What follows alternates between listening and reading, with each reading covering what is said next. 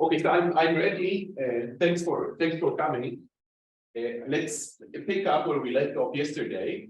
So yesterday, the last thing that I managed to show is this bound. However, so we use this weak version of the container theorem for triangle-free graphs, which I haven't proved. I have just stated it. And we have also used the supersaturation theorem of Erdős and Simonovich in order to conclude that any graph which has fewer than epsilon n cubed triangles must necessarily have fewer than n squared over 4 plus delta n squared edges. And this theorem is not so difficult to prove, and kind of this is how I wanted to start the day today, to show you a proof of this theorem of Erdős and Simonovich. So you might have seen it. There's various ways of proving it. So students suggest that you could prove it using the triangle removal lemma. Indeed, you can prove it using the triangle removal lemma if you're familiar with this. So if you would have fewer than this number of triangles, then you can delete a small number of edges to get a triangle-free graph. So of course you need to be below this, and this is the number of edges you delete. However, we'll see a more direct argument that I'm going to show now. And here's the direct argument. Ali dilemma, which was one of your exercises for yesterday. And the dilemma says that the sequence, whose end element is the extremal number, the Turan number of the triangle, divided by n choose 2. So this is the proportion of edges of the complete graph on n vertices that would constitute a triangle-free graph. And this sequence is decreasing, or possibly weakly decreasing. And in fact, there's nothing special here about the triangle. You could put here any graph H, even a bipartite graph, and this works. And I mean, I'm assuming you've solved the exercise. If you have not, the way to prove it, let me prove it here. You take such a graph on n vertices with the largest number of edges, and you remove a single vertex from it. Now, here you get a graph which is still H-free or triangle-free. It has n-1 vertices. So it has at most this n, but with n replaced with n-1 edges. And you do it for every single vertex, and you just double count how many times you saw every edge, and this gives that ex n-1 k choose k3 divided by n-1 choose 2 is its most this one. Now let me prove the theorem. So since the sequence is decreasing, it's clearly between 0 and 1.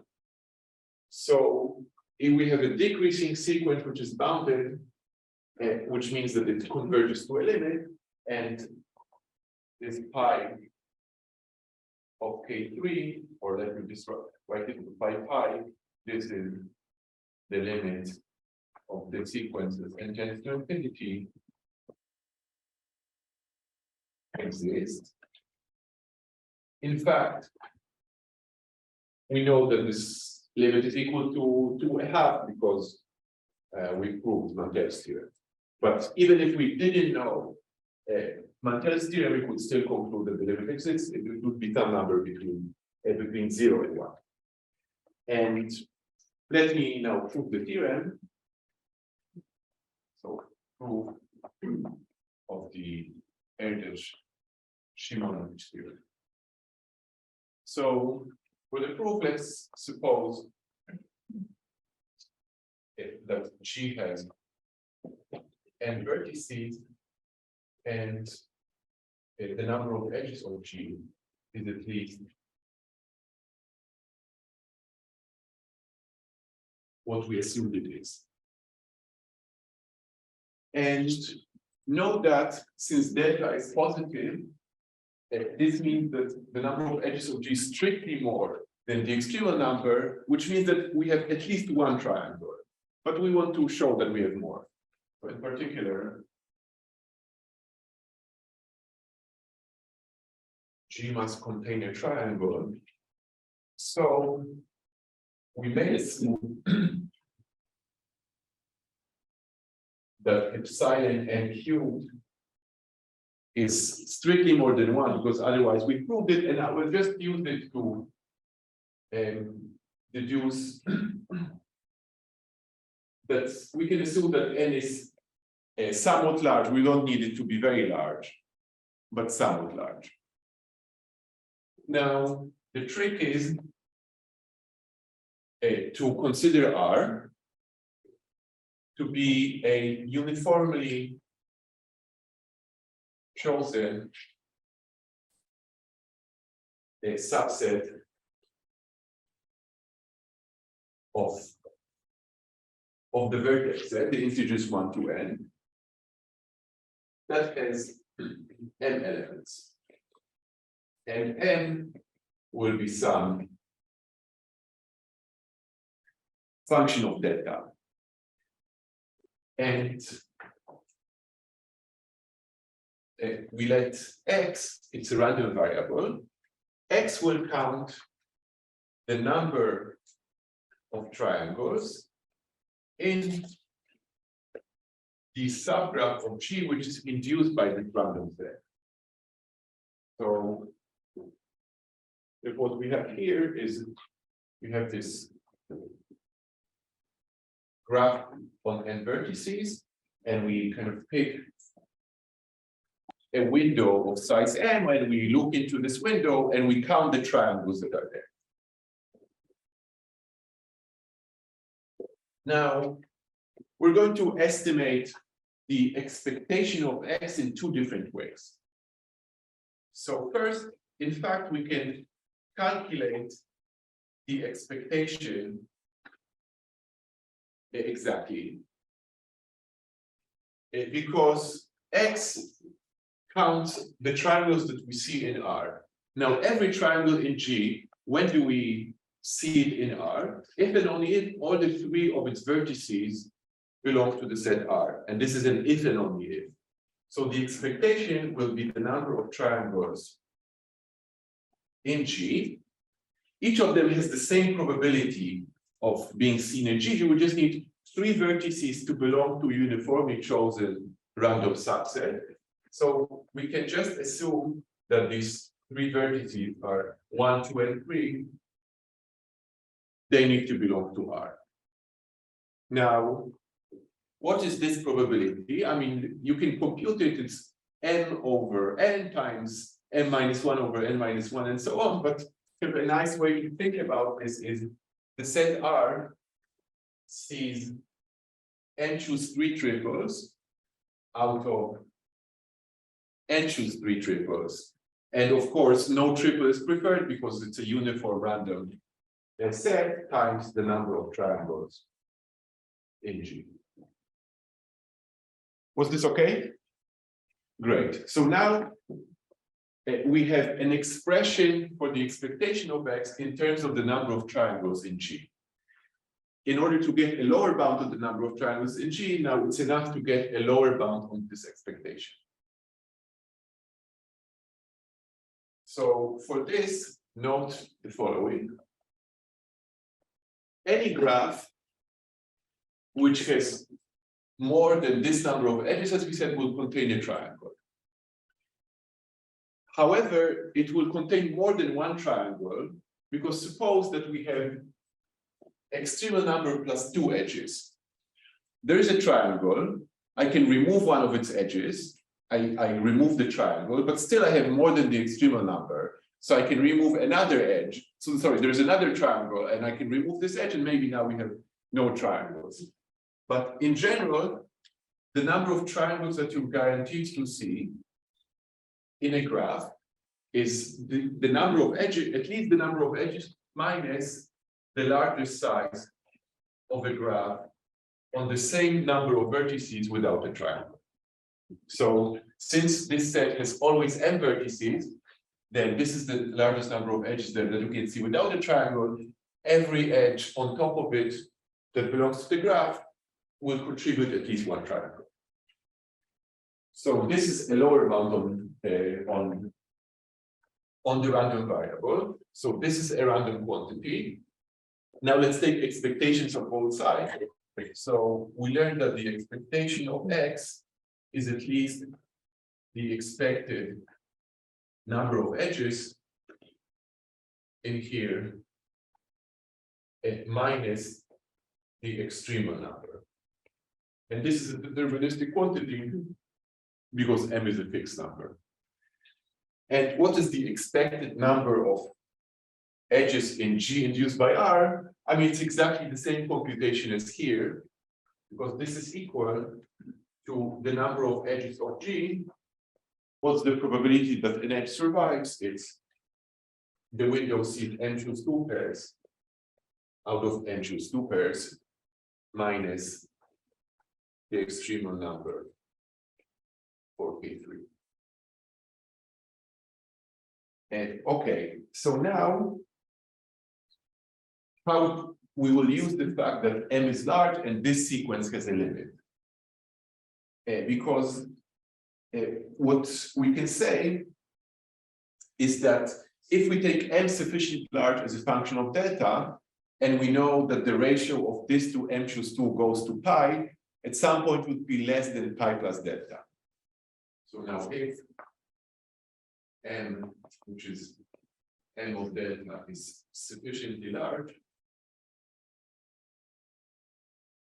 then the extremal number for the triangle of m is at most pi plus delta times m choose 2, because this divided by this converges to pi and is decreasing. And now also, of course, the extremal number for n, K3, it's a decreasing sequence that converges to pi, so this is always at least pi times n choose 2. Thus, if I denote this by star, a star is now at least, so we have the extremal number. So the number of edges of G is at least the extremal number plus delta n squared, we divide by n choose 2. So from here we get at least pi plus delta n squared over n choose 2 minus pi plus delta. I'm sorry. Sorry, we need to multiply by n choose 2 minus pi plus delta n choose 2 at most. This is at least 2 delta.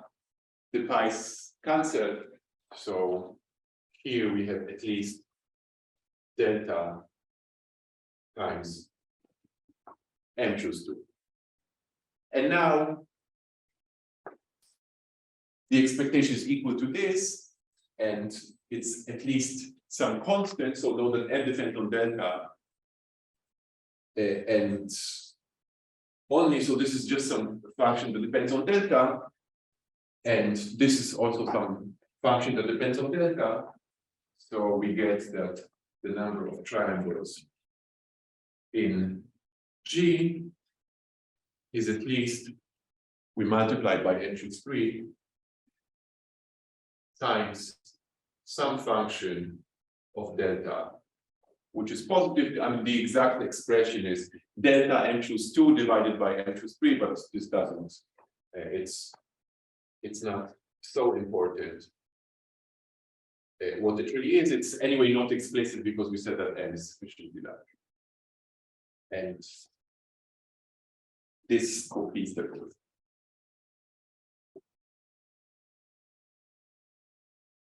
Was it okay? Okay.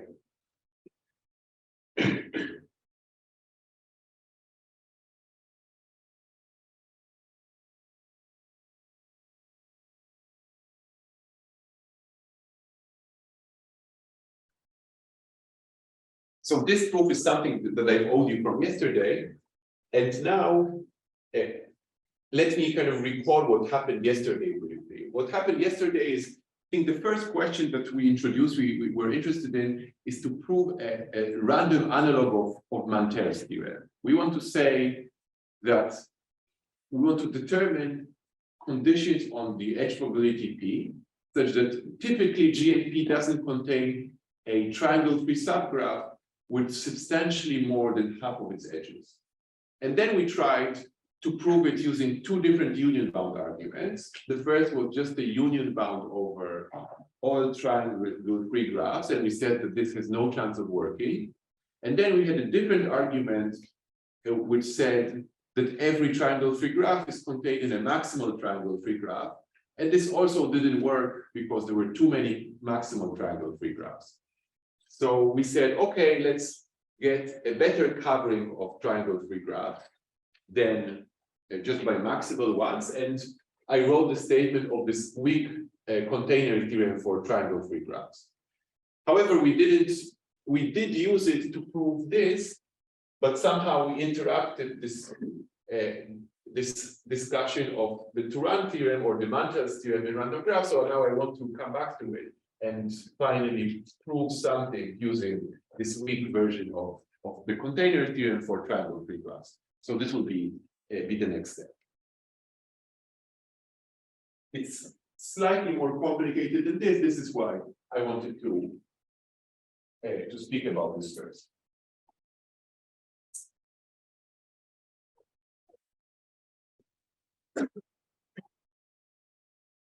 And this theorem was first proved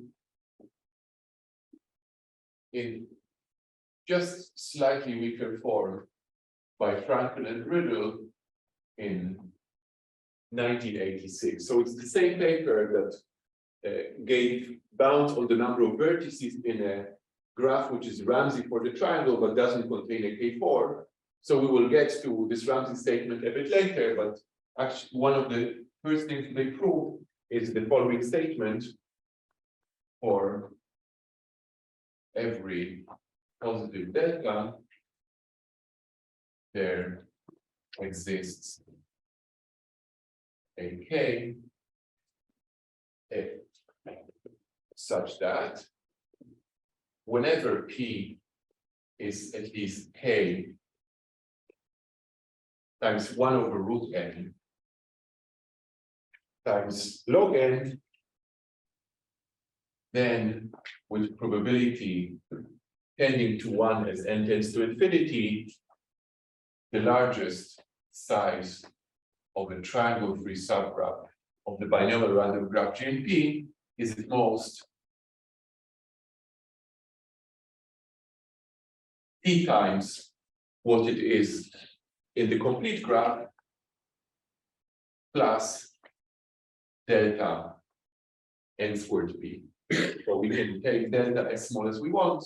Kind of another way of informal way of stating it is p is greater than 1 over root n times log n, then this is at most diff plus little o of n squared p.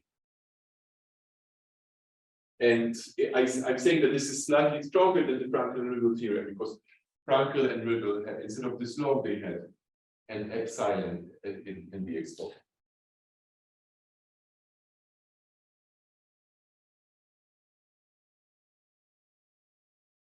Is the statement clear? And so recall that we also have a lower bound by essentially this that is true not only for the random graph, but it's true for every graph. I mean, in terms of the number of edges of the random graph times a half, but we know that this is roughly half of the edges of the complete graph, and the number of edges in the random graph is concentrated around, therefore, twice this value. So here's the proof. The proof is we're going to do essentially the same thing as we did with maximal triangle-free graphs, but we'll replace the family of maximal triangle-free graphs with the family of graphs that contain all the triangle-free graphs that we get from this container theorem for triangle-free graphs. So here's the details. First of all, I don't want to be writing this all the time. So let's denote this by n. So n is the upper bound that we're trying to prove. And let's apply the container theorem for triangle-free graphs. It took one parameter, the parameter epsilon, and this epsilon is my epsilon of delta over 2 from the Erdős-Simonovic theorem. So this is the proportion of triangles that I will see in every graph, which has not plus delta n squared, but plus delta over 2n squared edges. So I need some just slightly smaller delta. And so we apply the theorem to get a family Gn of containers for triangle-free graphs with the same vertex set of size, which is at most exponential in some constant c that comes from the theorem n to 3 halves log n. Now, so each G in the family has strictly less than epsilon n cubed triangles. And by our choice of epsilon and the supersaturation here, it is fewer than epsilon n cubed triangles, and it is fewer than this plus delta over 2n squared edges. And thus, fewer than EX n K3 plus delta n squared over 2 edges.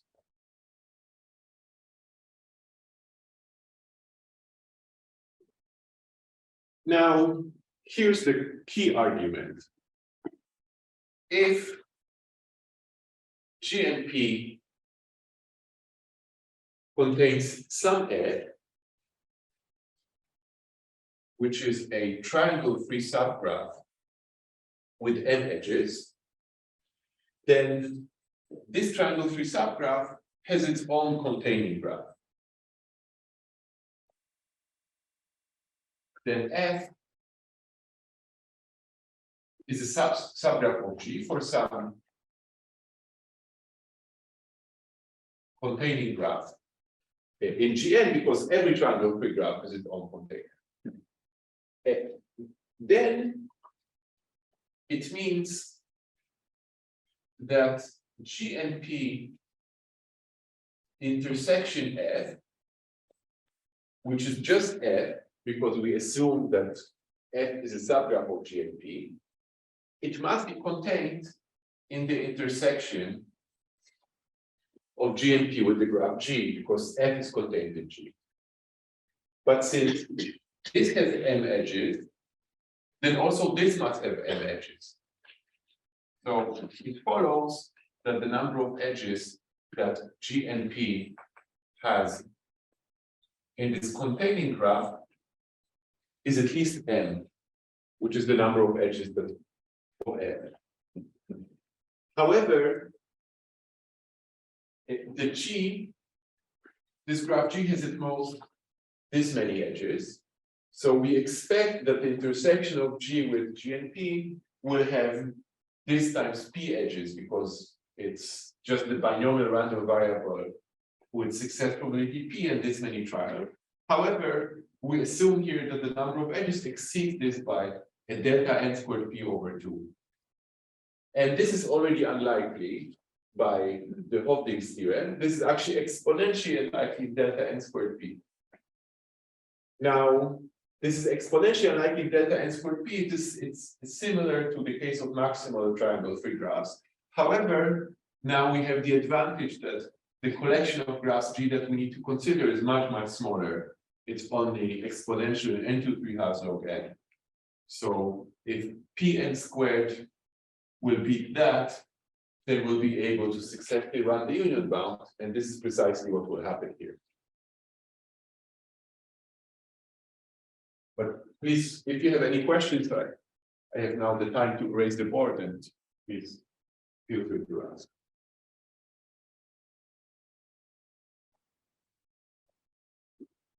Can we apply this hypergraph container method not only for the random graph, for pseudo random graph? No, because if say GNP was just a pseudo-random graph, then you would have to deduce something about the size of the intersection of the pseudo-random graph with the graph G. And we do this by saying that a random graph will pick up only kind of this many things from it, but we don't know much about the graph G. We only know that it has very few triangles, and therefore it has few edges. Of course, I could cheat and say, hey, my pseudo-random property is that I intersect every such graph and at most this many edges. But it's not a standard notion of pseudo-random.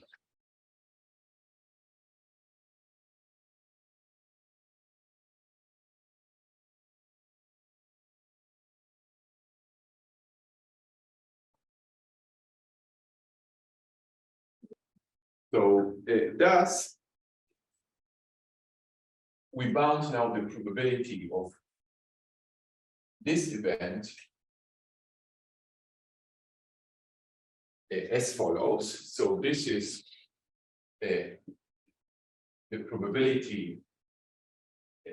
So if GNP contains some triangle-free subgraph with at least m edges, then we argued here that it must intersect some containing graph in at least n.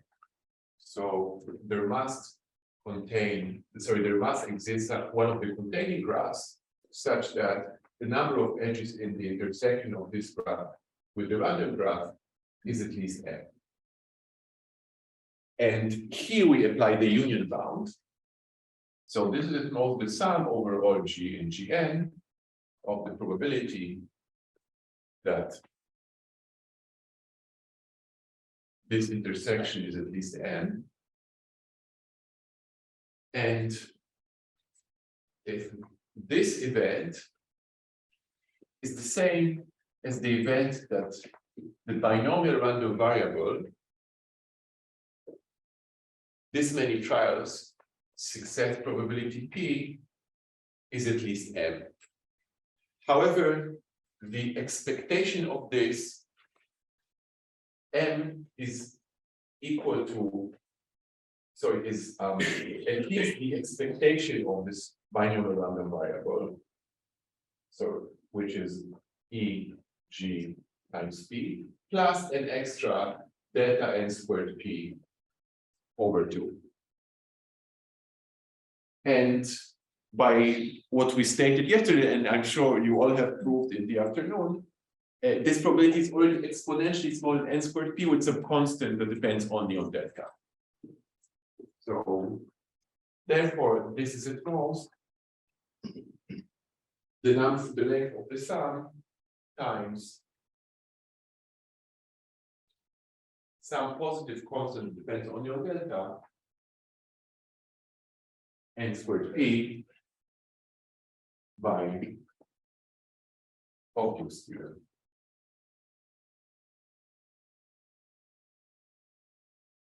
But Gn is exponential in n3/2 log n, so this is called exponential in C n3/2 log n minus C delta n squared P. And this C, recall, it depends also only on delta. So now it's clear that if P will be larger than some large constant times 1 over root a times log n, then this term will take over. So this is, say, minus C delta n squared P over 2 if P is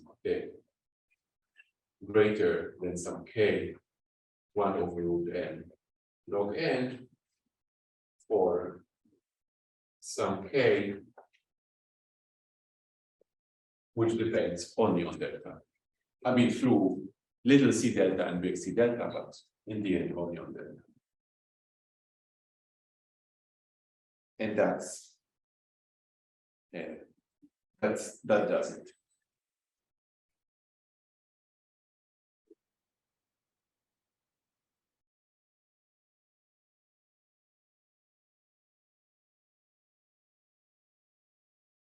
Yes. It's almost best possible. So I plan to discuss it later, but let me kind of discuss it very briefly now. So what do you need to assume on P? Note that for any graph G, they say on n vertices. Sorry, we don't have to assume that it's n vertices. For any graph G, you can get a triangle-free graph by you start with the graph, and for every triangle that you see in there, you will just remove one edge. You don't do it in a systematic way. So the extremal number is always bounded from below by the number of edges in the graph minus the number of triangles in the graph. I mean, so for dense graph, this bound would be terrible because this is quadratic, this is cubic.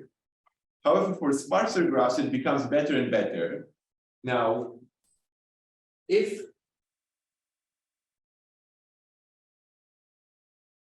we're talking about the binomial random graph, then in expectation, this is n choose 2p, and this is n choose 3 times p cubed.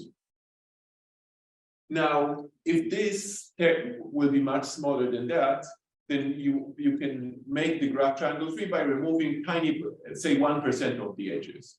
So therefore, you should assume that n choose 3 p cubed is at least of the same order as n choose 2p, and this is equivalent to requiring that p is at least of order 1 over square root of n. So we must assume this, and we assume this with a factor of log n, so we're log n away from the best possible result. And in fact, kind of not today, but either today or tomorrow, I'll show how to remove this log n factor.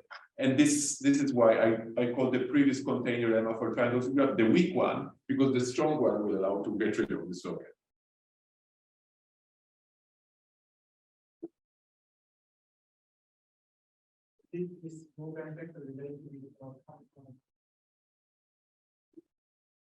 n. So note that this property that we're studying, what is the largest size of a triangle-free subgraph? It's not a monotone property, and therefore, kind of so there exists a threshold for this property. However, the existence of such a threshold doesn't follow from kind of a general theory of thresholds, because this is not a monotone property. Because you could add some further edges to the graph, kind of to say you choose some bipartition and you add 1,000 times more edges as you already have just crossing the bipartition. So of course, the proportion of edges that you see in a triangle-free graph would increase.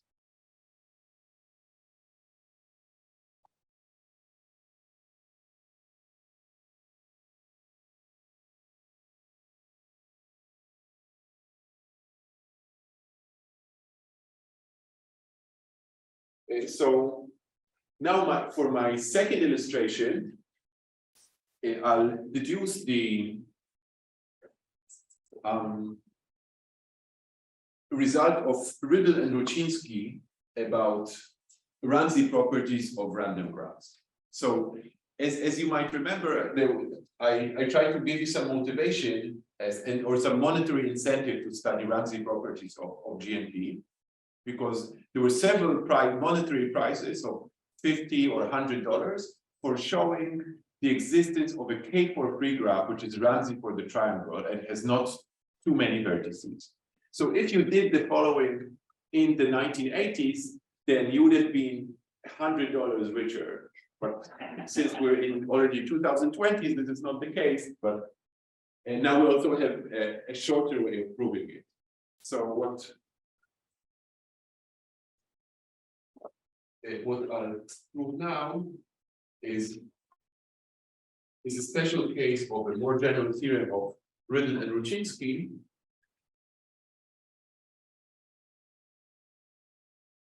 which says the following: for every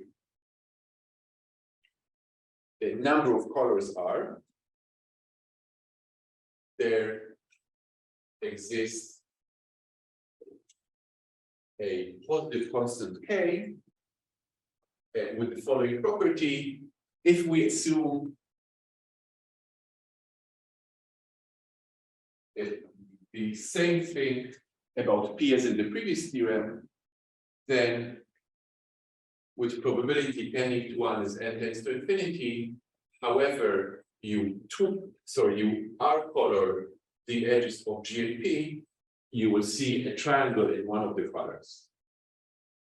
So Riddle and Ruchinsky proved it without the log n factor, and this will be your exercise kind of once you see the strong container theorem to remove this log n factor. I'll show you how to do it in the case of Mantel's theorem. And also it will be an exercise how to use this fact to earn $100 in 1986. Okay. Are there any questions about the statement before I prove it?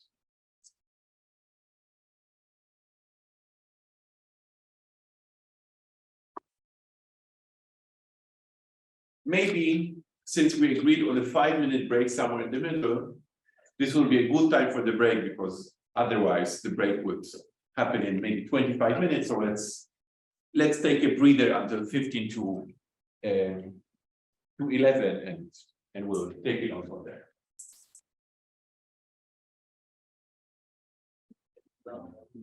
I'm going to show was found by Raiko Nenadov and Angelika Steger in 2016. I mentioned this because I think it's a very, very beautiful argument.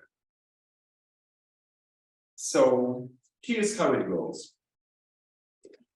Let's choose, we want to apply this weak container theorem, and it takes one parameter, an epsilon. So this epsilon will be some small constant that depends only on the number of colors. Well, and also the fact that we're dealing with a triangle, this argument generalizes to any other graph in a straightforward fashion, but I want to keep the discussion simple, so let me talk only about triangles.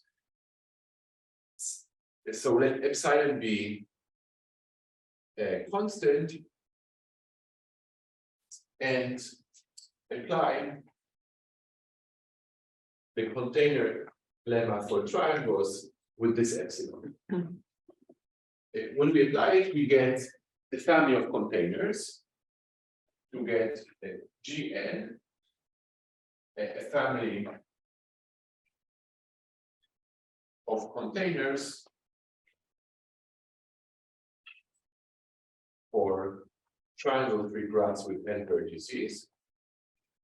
And we're not going to use the Erdős-Simonovic theorem anymore. We'll stick to the fact that each of these graphs has fewer than epsilon n cube triangles. Each with fewer than epsilon n cubed triangles. Okay, here's the key observation, the first key observation. Suppose that G and P is not Ramsey for the triangle. So this is the event that we want to rule out. We want to prove that this holds with small probability. What does it mean for a graph not to be Ramsey for a triangle in our colors? It means we can color it with our colors, and each of the colors is a triangle-free graph. So in particular, we can cover the edges of G and P with our triangle-free graphs. So this is equivalent to saying that there are triangle-free graphs F1 up to Fr, whose union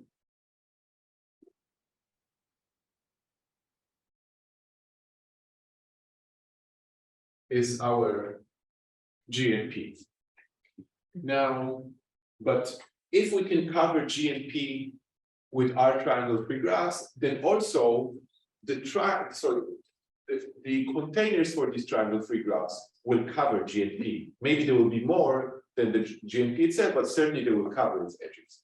So this now goes only one way. We can find G1 up to up to GR, which are our containers for triangle-free graphs, so that G and P is contained in the union.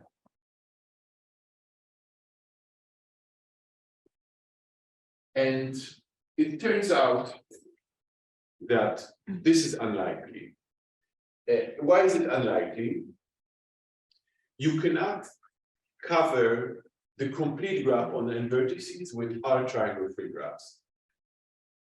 If you could, then this would contradict Ramsey's theorem. And what we need to show here is that you can also not cover Kn with R graphs, each of which has very few triangles. And this statement is kind of a Ramsey equivalent of the supersaturation theorem. So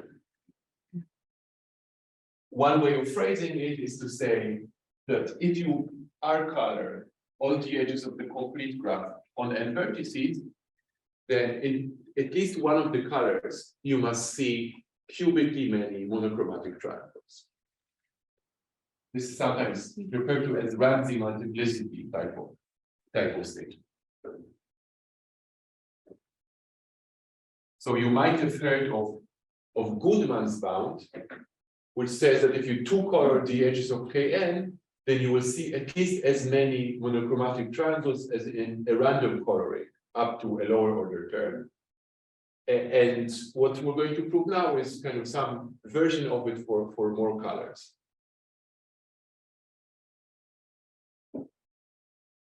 Lemma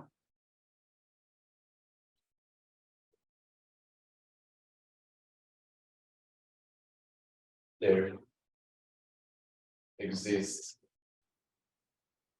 an epsilon, which depends only on R, but is positive, such that for all sufficiently large n,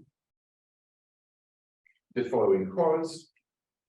Whenever we take a coloring of the complete graph with colors 1 up to R, but for technical reason, I will also allow to not color some edge. So for each such coloring, one of the following holds. Either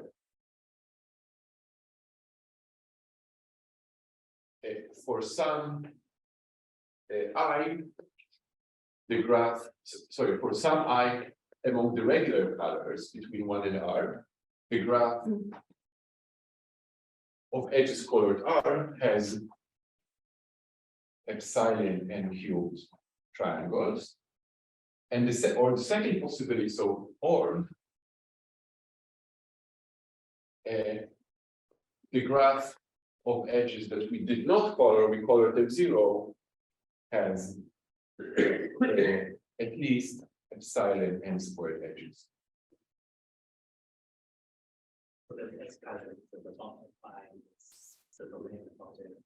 Yes, yes, edges. So we color the edges, maybe not all of them. So either we didn't color some small positive proportion of the edges, or if we did color all but at most some small proportion of the edges, then we find cubically many triangles in some color, and this constant depends. Of course, it has to depend on the number of colors, but it depends only on the number of colors. So let me assume the lemma for now and show how to use the lemma to deduce the theorem, and then we'll come back to the proof of the lemma.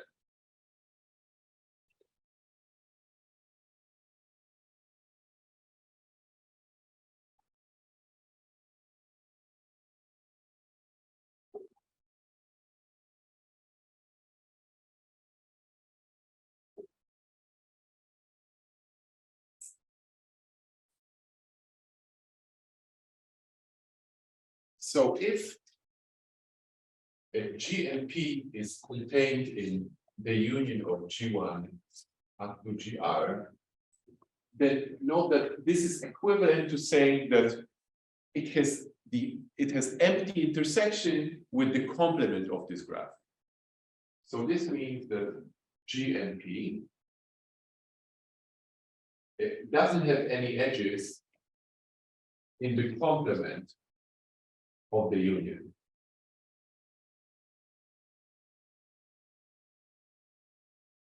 Now, let us, given such G1 up to GR, let me define a coloring so that I could apply the lemma. So given is G1 up to GR, define coloring phi of all the edges of the complete graph, again with colors R and 0. What is the color of an edge? If it's in one of the GIs, I will color it I. And if it's not in any of the GIs, I will color it 0. And if it's in one of the GIs, let's color, because we have to kind of define it, let's color it with the, say, maximal index that contains this edge. And a short way to write it is, let's color it with the maximum of 0, or the set of all I among 1 to R, such that E is an edge of GI. So if this set is empty, we'll color it with 0.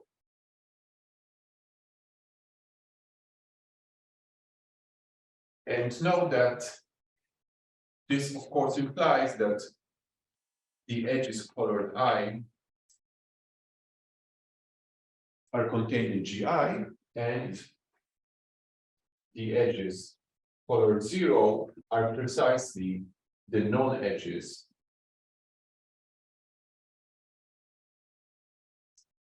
of the union of G1 up to GR. I mean, these are the only two properties that I require, and I mean there are other definitions that satisfy this property. This is maybe the canonical one, or at least the one that I can write in one line. Is the definition clear of the coloring? Okay, if the definition is clear, what can you say about the number of edges in this graph in phi inverse of 0?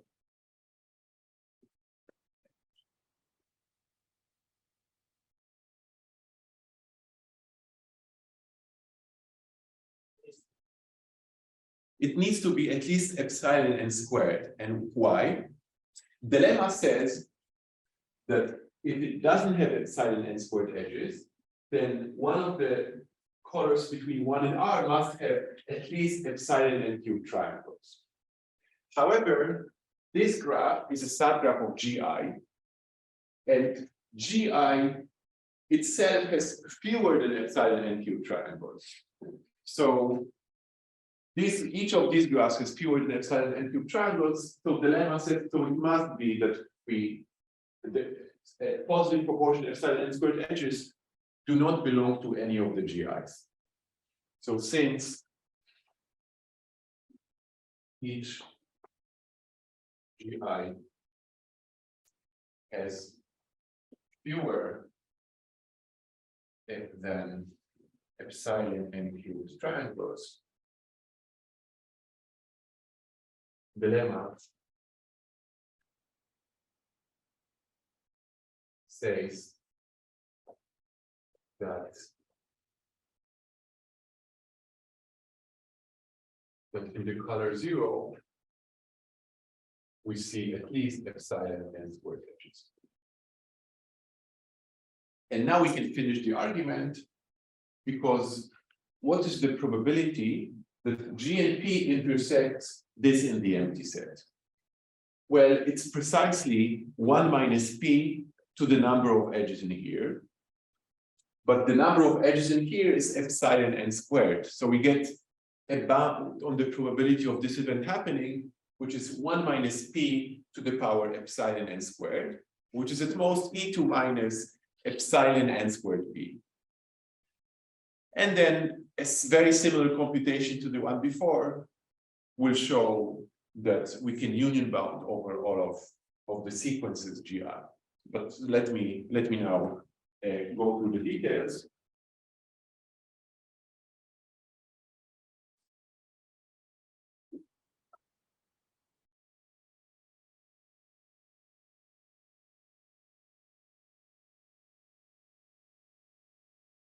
And so thus the probability that G and P is not Ramsey for the triangle in our colors is at most the probability that there are some G1 up to GR such that G and P intersects Kn minus the union of these graphs in the empty set. And this is at most the sum over all G1, GR candidates for these containing graphs of the probability that G and P intersects this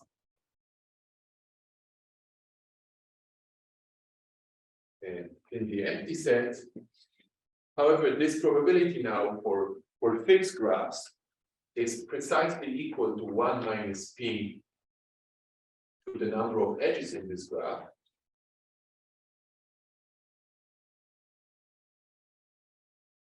which we know is at least epsilon n squared. So this is at most 1 minus P in the power epsilon n squared, which further is at most E2 minus epsilon n squared P using our favorite inequality, e to the x is at most 1 plus x, valid for all x. Now, the number of such sequences is at most G into the x is greater than 1 plus x. Ah, yes, sorry. Thanks, Principal. Yes. So Gn to the r, so the number of such sequences is at most Gn to the r, and each of the terms is at most E2 minus epsilon n squared P. And we have a bound on the size of Gn, so this was at most exponential in C n to 3/2 log n, but we have r such graphs. So we need a multiplicative constant r, and minus epsilon n squared t. And again, if we choose the constant k sufficiently high,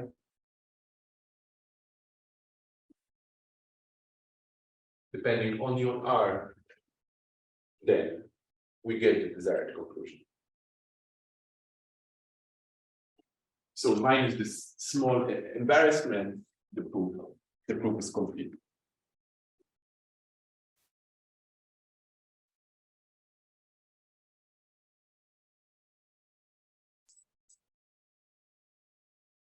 Or is it? We still need to prove the lemma. But before we do so, let me ask if you have any questions. I'll take a sip of water.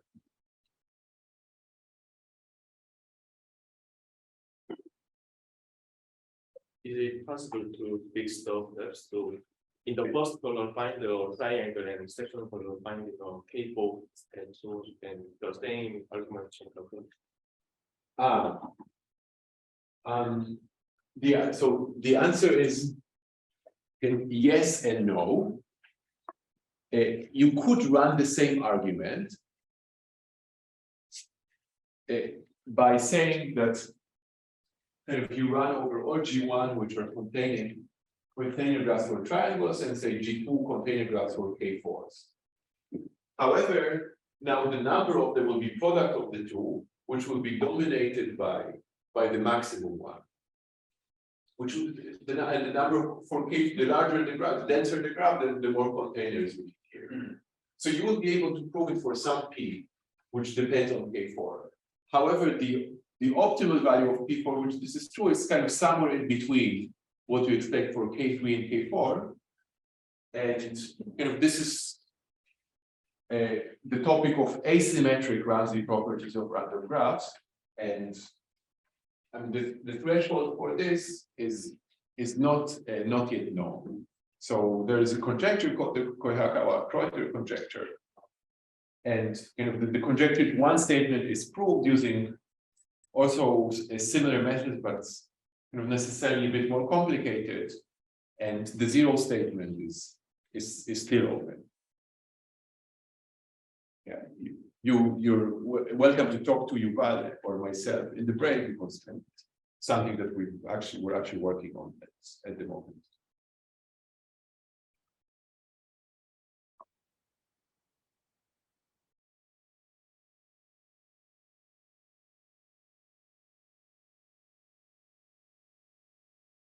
Maybe this is a good time also to mention an exercise.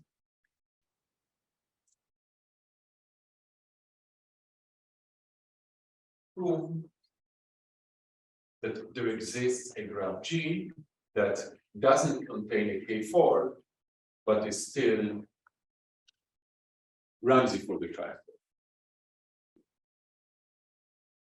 And the hint would be, we took G and P at some density, and we not only proved that the probability that it's not Ramsey tends to 0, but actually we proved that the probability that it's not Ramsey tends to 0 at some rate, at pretty fast rate. It's exponentially small in n squared p. This is the hint.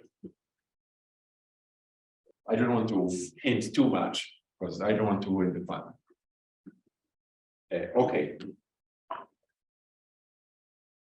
So let me still just prove the lemma. Maybe I'll try to start here.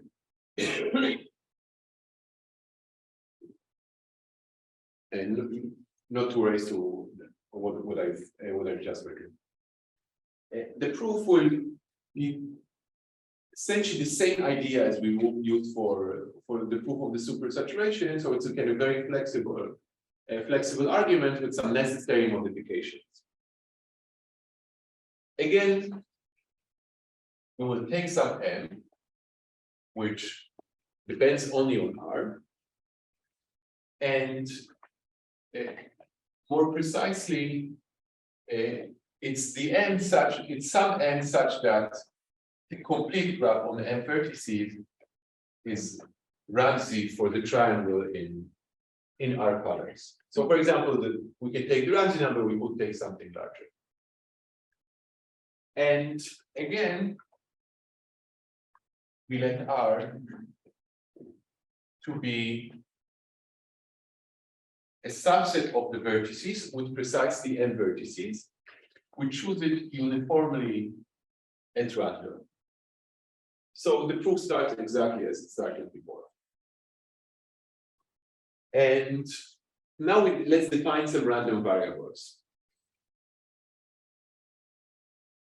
X0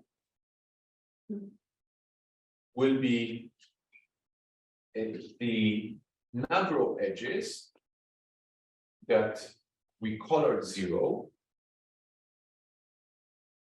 that we see among this random set of vertices. So we have this coloring as in the lemma. We colored all the edges of the complete graph, and now we choose the random subset of the vertices. We look at the induced graph. X0 counts the number of edges colored 0 in this induced graph. And Xi, for I among the regular colors, will count the number of triangles among the edges colored I in the induced graph.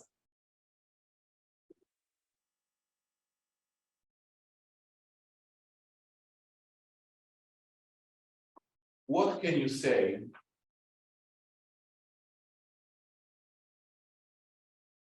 about this sum?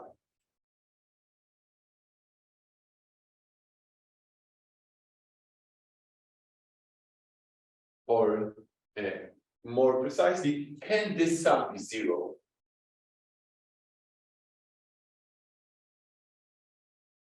If the sum were 0, then it means we have some subset so that none of the edges there has color 0, which means we colored all the edges, all the n choose 2 edges with colors 1 through R. However, we didn't see a monochromatic triangle. But this is impossible because we said that we picked an n so that no matter how we color, we will always find a triangle in at least one of the colors. So this is, I mean, we either x0 is 1, we at least color one x0, or we find at least one triangle in one of the colors. So this follows because Km is Ramsey for the triangle in our colors. So was the argument clear? Okay. Excuse me? This x0, x1 up to xr.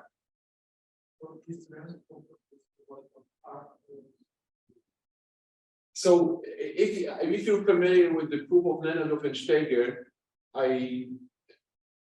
this is a modified version of it. So they color with R+1 colors. I modified the argument slightly to what I think is a more natural argument. The x0 is number of edges, not number of triangles. X0 is.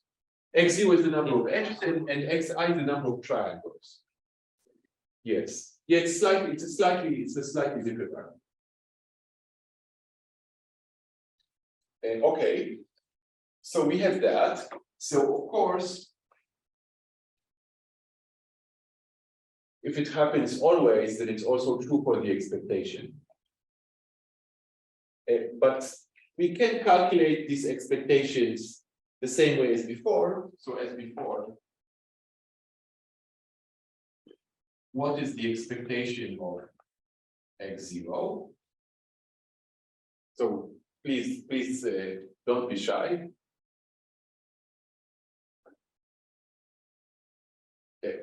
So in terms of the number of edges that are colored 0, what is the expectation of x0?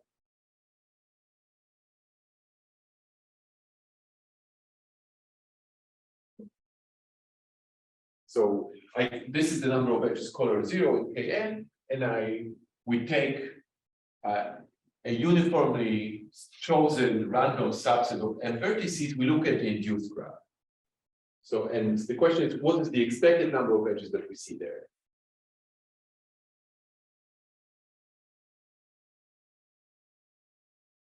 Or a similar question, for a given edge, what's the probability that you see it in R?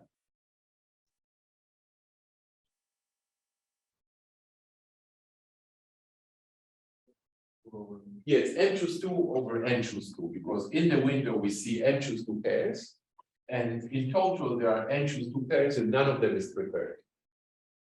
It's exactly like in the previous statement. And what is the expectation of xi? We have some number of triangles in this color. And what is the probability that we see a particular triangle?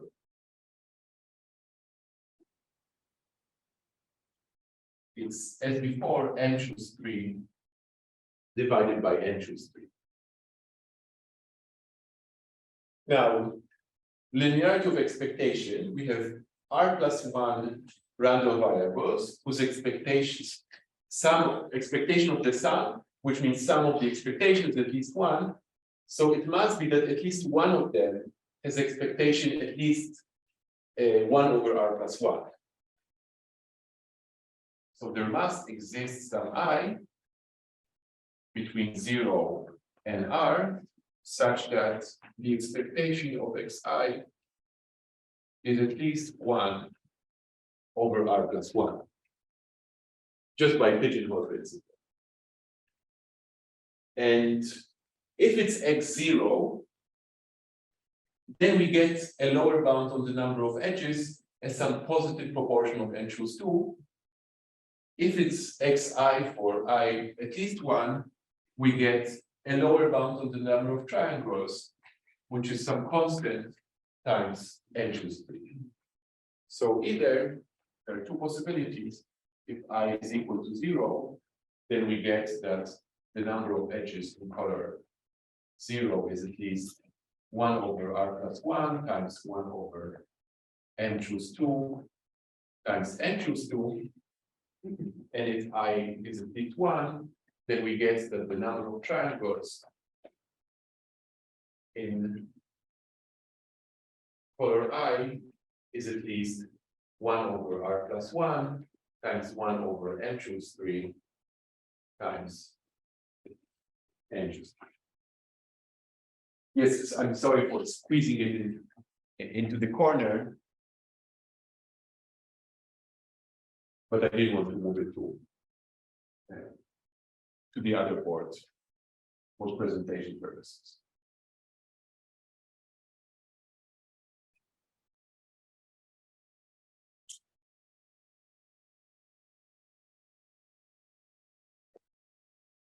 So if you're familiar with the argument of Nenov and Steger, what they did is they had this lemma for r plus 1 colors, and in the r plus first color, they also find cubic number of triangles, but you cannot have cubic number of triangles without a quadratic number of edges. So if you have cubic number of triangles, you have at least quadratic number of edges.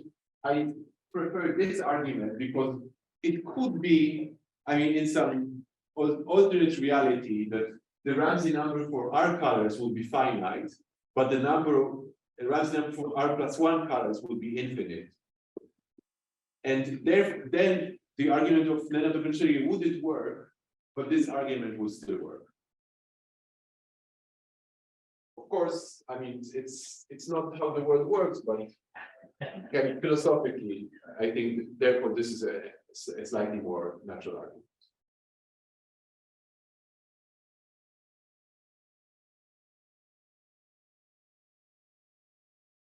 Okay, we have 10 or 15 minutes. Up to me. Okay, so let's say 13.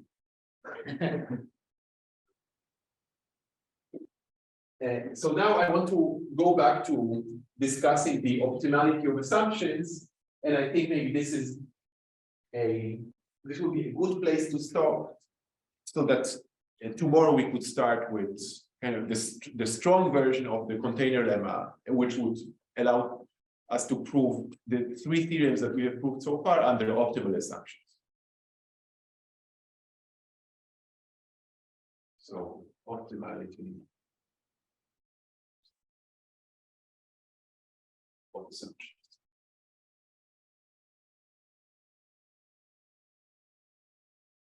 First, it will be Mandel's theorem.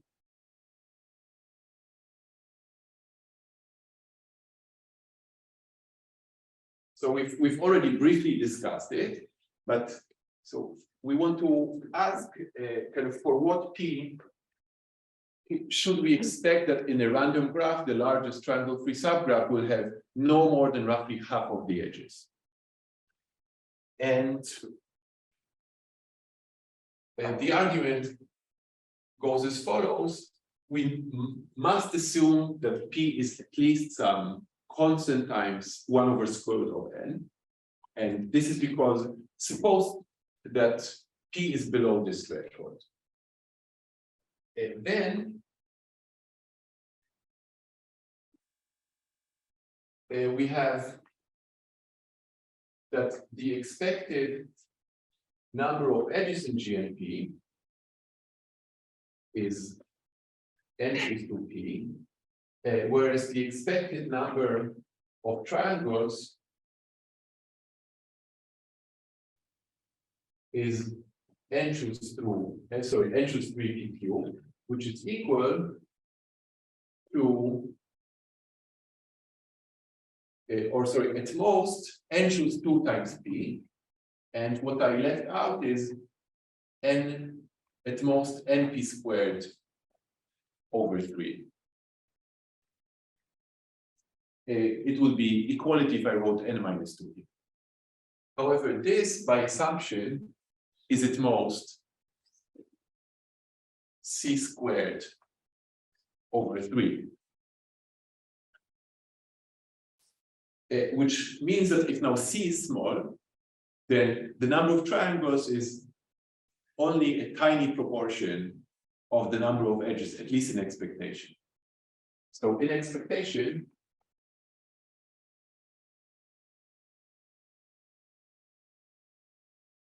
the number of triangles is, say, less than 1% of the number of edges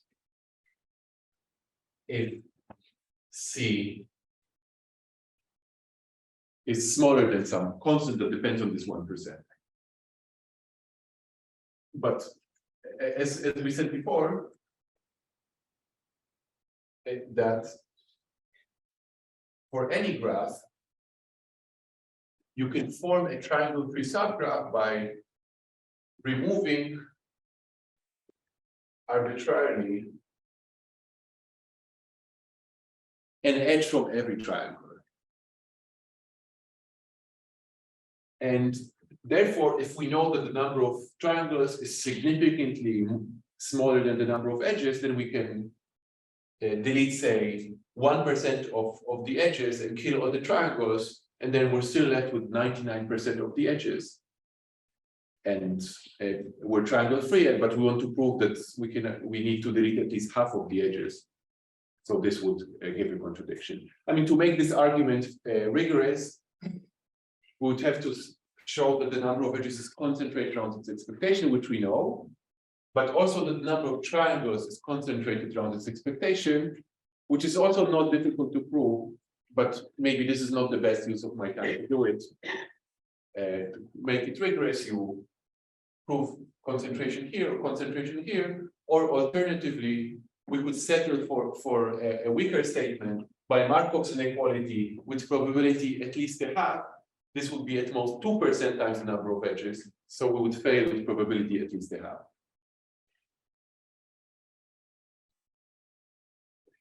And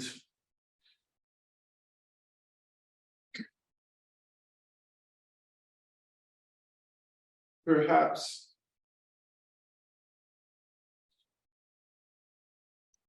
yes, perhaps let me let me just give one more comment, about the optimality for Ramsey's theorem, which is a slightly more complicated issue. So for Ramsey's theorem for triangles, 1 over root n is also optimal, and proving it is not so simple. But let me kind of indicate where it's coming from. We start with the same computation. Now, which means that if we're below this threshold, then there's many fewer triangles than there are edges. Now,